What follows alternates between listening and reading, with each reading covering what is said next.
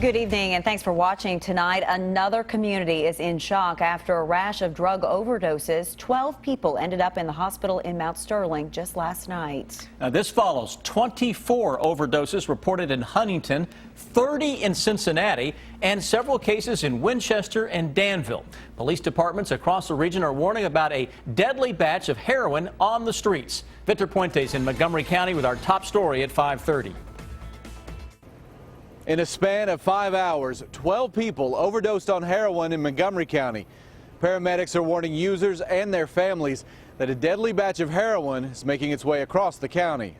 The calls began Wednesday night and led to a Facebook post by the sheriff early Thursday morning, warning heroin users of a dangerous batch that had been brought into the county.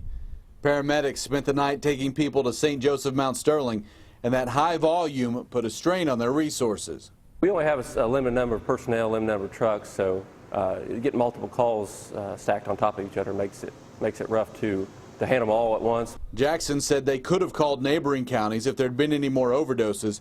He said it's possible the drugs those people took had been mixed with something else.